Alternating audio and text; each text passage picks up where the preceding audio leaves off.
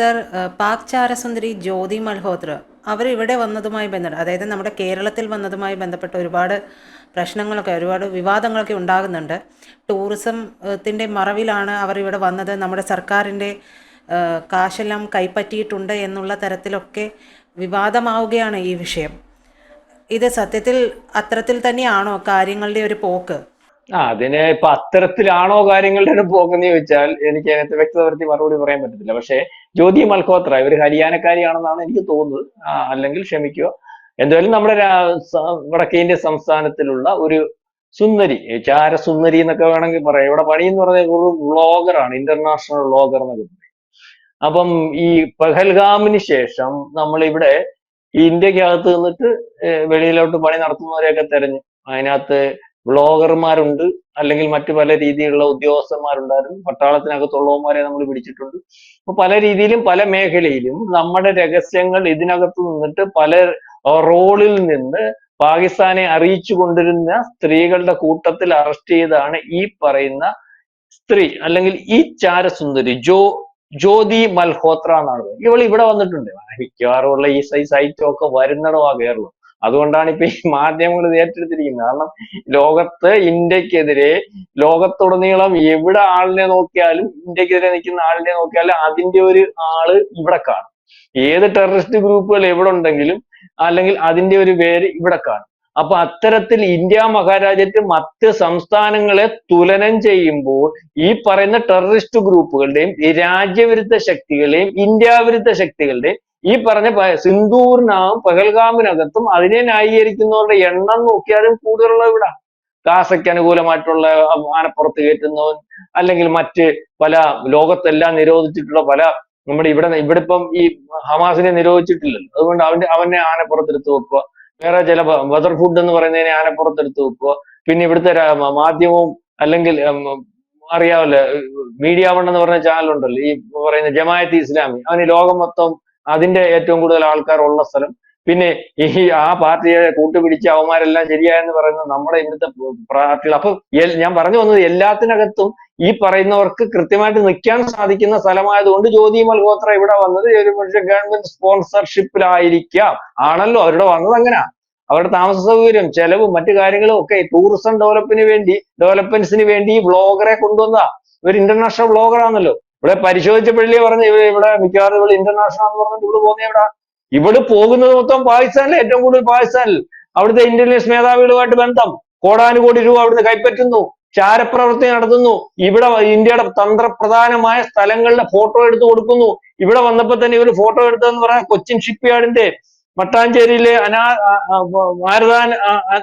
നമ്മുടെ ഈ ആരാധനാലയങ്ങൾ, അല്ലെങ്കിൽ ചരിത്ര സ്മാരകങ്ങൾ, ഷോപ്പിംഗ് മാളുകൾ, മെട്രോ സ്റ്റേഷനുകൾ, അതായത് ഇവിടുത്തെ തന്ത്രപ്രധാനമായ സ്ഥലങ്ങളിലെല്ലാം വന്ന് ഫോട്ടോ എടുക്കുന്നതിന് കുഴപ്പമില്ലല്ലോ. നമ്മളെ വിളിച്ച് നമ്മളിവിടെ വരുത്തിയേക്കൂല, പിന്നെ സെക്യൂരിറ്റിയോട് കൂടി ഫോട്ടോ എടുക്കാം. മനസ്സിലായില്ലേ? അപ്പൊ അവര് പറയും, ഇപ്പൊ പറയുന്ന വാർത്ത എന്ന് പറഞ്ഞാല് അതിനകത്ത് മന്ത്രി റിയാസിനെ ബന്ധപ്പെടുത്തിയാണ് പറയുന്നത്, ഇയാൾ ഇവിടെ കൊണ്ടുവന്നത്, ഇയാൾക്ക് ചാരപ്രവർത്തികളുമായിട്ട് ബന്ധമുണ്ട്, ഇയാൾ അറിഞ്ഞുകൊണ്ട് കൊണ്ടുവന്നതാണ്, അതിനുള്ള അവർക്ക് വേണ്ട സഹായം എല്ലാം ചെയ്തു കൊടുത്ത് ഇവിടുത്തെ തന്ത്രപ്രധാനമായ സ്ഥലങ്ങളുടെ ഫോട്ടോ എടുക്കുന്നതിന് ഗവൺമെന്റ് ചെലവിൽ അവളെ ഇവിടെ കൊണ്ടുവന്നു എന്നാണ് പറയുന്നത്. അപ്പം അതിനകത്ത് മന്ത്രി പറഞ്ഞിരിക്കുന്നത് അങ്ങനെ ആരെങ്കിലും കൊണ്ടുവരുമോ? ഇപ്പൊ നമ്മളും പറയുമ്പോ, എനിക്ക് അതിനകത്ത് മന്ത്രി റിയാസിന്റെ കാര്യം പറയുമ്പോ അയാൾ അങ്ങനെ ചെയ്യുന്ന ആളായിട്ടൊന്നുമല്ല എനിക്ക് അയാളെ വ്യക്തിപരമായിട്ടും അറിയാം. എന്നാലും ഇപ്പൊ ആക്ഷേപം വന്നിട്ടുണ്ട്. അപ്പം ഈ ഞാൻ പറഞ്ഞതുപോലെ ഇപ്പം ഇവിടെ ശ്രദ്ധിക്കണമായിരുന്നു, കേന്ദ്രം ശ്രദ്ധിക്കണമായിരുന്നു. ഇതിന് ശേഷം പഹൽഗാമിന് ശേഷം ആൾക്കാരെ തെരഞ്ഞെടുപ്പിലാണല്ലോ ഇവിടെ നോട്ട് ചെയ്യാൻ, ഇവിടെ പിടിക്കാൻ സാധിച്ചത്. അപ്പം അതിനകത്ത് കുറ്റം പറയുന്നുണ്ടെങ്കിൽ അത് കുറ്റം പറയുന്നവന്റെ കുറ്റം മന്ത്രി പറയുമ്പോൾ മന്ത്രിക്ക് അവിഹിതമുണ്ടെന്ന് പറയുന്നതിനുള്ള ഒരു സാഹചര്യം മന്ത്രി ഉണ്ടാക്കരുത്. അല്ലെങ്കിൽ മുഖ്യമന്ത്രി ഉണ്ടാക്കരുത്, ഗവൺമെന്റ് ഉണ്ടാക്കരുത്. എന്തിനു വേണ്ടി വ്ളോഗർമാർ വേറെ ഉണ്ടായിരുന്നു, ഇന്റർനാഷണൽ വ്ളോഗർമാർ. ഈ ചാരത്തുനിന്ന് അല്ലെങ്കിൽ ഇതുപോലുള്ളവർ മാത്രം അങ്ങനെ ഇവിടെ വന്നു തെരഞ്ഞെടുത്തപ്പോൾ ആയിരക്കണക്കിന്, അല്ലെങ്കിൽ ഇതാണല്ലോ ഇപ്പൊ പ്രധാനപ്പെട്ട പണി വളരണ്ടേ.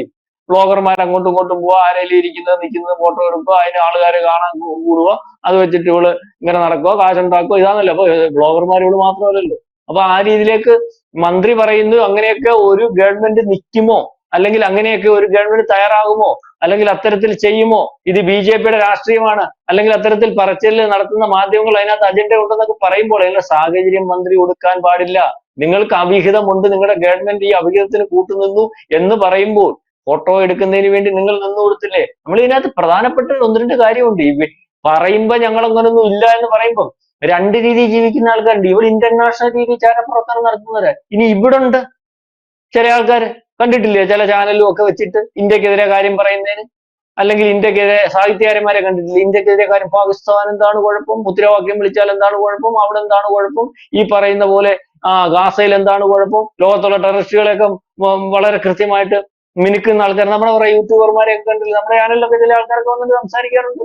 അല്ലെങ്കിൽ നമുക്ക് വേണ്ടപ്പെട്ടവരൊക്കെ കണ്ടില്ല ചില യൂട്യൂബർമാരെ, അവിടെ ഇവിടെ എന്താണ് കുഴപ്പം, നമ്മൾ ഭാരതീയരല്ലേ, അവരങ്ങനെ പറഞ്ഞില്ലേ ഇങ്ങനെ പറഞ്ഞില്ല, അത് വെള്ളപൂശി. അതായത് ഇവിടുത്തെ മതമൗല്യവാദികൾക്ക് ഇന്നാള് അവരുടെ ജാതിക്കപ്പുറം അവരുടെ അജണ്ടകൾ, വേറെ ചില മുഖങ്ങൾ, അത് സാഹിത്യകാരന്റെ മുഖത്തിലായാലും രാഷ്ട്രീയക്കാരന്റെ മുഖത്തിലായാലും അല്ലെങ്കിൽ ഇതുപോലെ അറിയപ്പെടുന്ന ആൾക്കാരുടെ മുഖത്തിൽ, പ്രത്യേകിച്ചും മറ്റ് ജാതിയിലുള്ളവരെ കൊണ്ട് പറയിച്ചിട്ട് ഇവന്റെയൊക്കെ വീട്ടിൽ ചെന്ന് നോക്കിയാൽ അഞ്ചിന്റെ പണിയില്ല, ഈ പറച്ചിൽ മാത്രമേ, പക്ഷെ കോടാനുകോടി രൂപയുടെ വരുമാനമുണ്ട്. ഇപ്പൊ രണ്ട് രീതിയിലുണ്ട്. മതമൗല്യവാദികളെയും ഇത്തരത്തിൽ ടെററിസ്റ്റ് ഗ്രൂപ്പുകളെയും രാജ്യവിരുദ്ധ ശക്തികളെയും ഒക്കെ പ്രൊമോട്ട് ചെയ്യുന്നതിന് കോടാനുകോടി രൂപ ഫണ്ടുണ്ട്. അതുകൊണ്ടാണ് ഇത് ചെയ്യുന്നത്. അതാണ് പ്രധാനപ്പെട്ട കാര്യം. ഈ ജ്യോതി മൽഹോത്ര എന്ന് പറയുന്നവൾ അവിടെ പോയി പൊട്ടിത്തെറിക്കാനൊന്നും നിൽക്കുന്നവളല്ല. അവൾക്ക് വൃത്തിയായിട്ട് ജീവിക്കാൻ കാശ് വേണം. അതിന് ഈ പറയുന്ന പോലെ ബ്ലോഗറായിട്ട് നടക്കുന്നതിനെക്കാട്ടി കൂടുതൽ കാശ് കിട്ടും. ഇവിടുത്തെ 10 ഫോട്ടോ അവിടെ കൊണ്ട് കൊടുത്താൽ, രഹസ്യങ്ങൾ കൊണ്ട് കൊടുത്താൽ കോടാനുകോടി രൂപ കിട്ടും.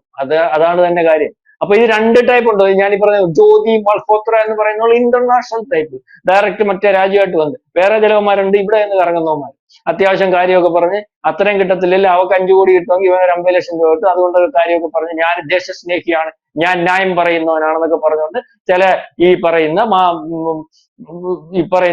നാം പറഞ്ഞ ടെററിസ്റ്റ് ഗ്രൂപ്പുകളുടെയും അതേ മതമൗല്യവാദികളുടെ ഒക്കെ കാര്യം പറഞ്ഞിട്ട് അങ്ങ് മതേതരവാദിയാവും. ഈ മതേതരവാദിയാവണമെങ്കിൽ മതമൗല്യവാദികളെയും ഈ ജമാഅത്തെ ഇസ്ലാമിയെയും ഈ പറയുന്ന മീഡിയ വണ്ണിനെയൊക്കെ പ്രൊമോട്ട് ചെയ്യും. അങ്ങനെയുള്ളതാണ് മതേതരൻ. മതേതരൻ എന്ന് പറഞ്ഞാൽ ആരാണെന്നറിയോ? ഇവിടെ ഏറ്റവും അവസാനത്തെ ലേറ്റസ്റ്റ് ആയിട്ട് നമ്മൾ കാണുന്നത്, ഇപ്പം പറയും ഞാൻ RS കാരനാണ്. RSS കാരനെ പറഞ്ഞാൽ ആരാന്നറിയോ? മതേതരനാണ്. ജമാഅത്തെ ഇസ്ലാമിയെ RSS കുറ്റം പറയണം. RSS ലോകത്തെ ഏറ്റവും കൊള്ളൂല്ലാത്ത ജമാഅത്തെ കുറ്റം പറഞ്ഞാൽ അവൻ മതേതരനാണ്. ജമാഅത്തെ ഇസ്ലാമി എന്ന് പറഞ്ഞ ചാനലുകാരനാണ് ഇവിടെ ഈ മതേതര ജനാധിപത്യം മാറ്റിയിട്ട് മതരാഷ്ട്രവും കൊണ്ടുവരണമെന്ന് പറഞ്ഞാൽ അവനെ പറഞ്ഞാലും മതേതരനാവും. അതേസമയം അവനെ കുറ്റം പറഞ്ഞാൽ ആരാവുമെന്നറിയോ? മതേതര സംവിധാനത്തെ തകർക്കാൻ നിൽക്കുന്ന ആളായിട്ട് മാറും. അപ്പൊ അതാണ് ഇവിടുത്തെ. അപ്പൊ അതിനു വേണ്ടി നിൽക്കുന്ന അച്ചാരം മേടിക്കും. അവനൊക്കെ പൈസ കിട്ടും. നമ്മൾ പറഞ്ഞാൽ നമുക്കും കിട്ടും. നമുക്ക് ആ ജോലി ചെയ്തുള്ള കാശ് വേണ്ട എന്നുള്ളത് കൊണ്ട്. അപ്പൊ അതാണ് ഇതിനകത്ത് സംഭവിച്ചിരിക്കുന്നത്. അപ്പൊ ഈ പറയുന്നത് പോലെ ഈ ചാരസുന്ദരിയെ ഇവിടെ കൊണ്ടുവന്ന്, അല്ലെങ്കിൽ ഇവിടെ ഫോട്ടോ എടുക്കാനും ഇവിടുത്തെ ടൂറിസം പ്രൊമോട്ട് ചെയ്യാനും അതിന്റെ ഉത്തരവാദിത്തപ്പെട്ട ഈ പറയുന്ന മുഹമ്മദ് റിയാസ് ചെയ്തിട്ടുണ്ടെങ്കിൽ അത് തിരക്കാതെ ചെയ്തതും, അതിനുശേഷം അവള് പാകിസ്ഥാൻ ചാരയാണെന്ന് വന്നപ്പോൾ അതിനുള്ള ആക്ഷേപം തിരക്കാതെ ചെയ്തതിന് ഉത്തരവാദിത്തപ്പെട്ട അദ്ദേഹത്തെ ഏൽപ്പിച്ചിരിക്കുന്ന ജോലിക്കകത്ത് ഉള്ള കൃത്യവിരോധത്തിനകത്ത് വന്ന കുഴപ്പമാണ്. അതിനകത്ത് അത് കേൾക്കുന്നുണ്ടെങ്കിൽ മന്ത്രി അതിന് അർഹനാണ്. എന്തിനാ അവളെ ഇവിടെ കൊണ്ടുവന്നു? നിങ്ങൾ രാജ്യവിരുദ്ധനാണെന്നോ, അല്ലെങ്കിൽ നിങ്ങൾ ഈ പറയുന്നത് പോലെ അവളെ ഇവിടെ മനഃപൂർവ്വം കൊണ്ടുവന്ന് ഇവിടുത്തെ ഫോട്ടോ എടുപ്പിച്ച് കൊടുത്താണെന്നോ ഒന്നും പറയുന്നത്. പക്ഷെ അവളെ കൊണ്ടുവന്നത് എന്ത്? ആ ഒരു ചോദ്യത്തിന് മറുപടി പറയണ്ട. അവൾ മാത്രം എന്തുകൊണ്ട് വന്നു?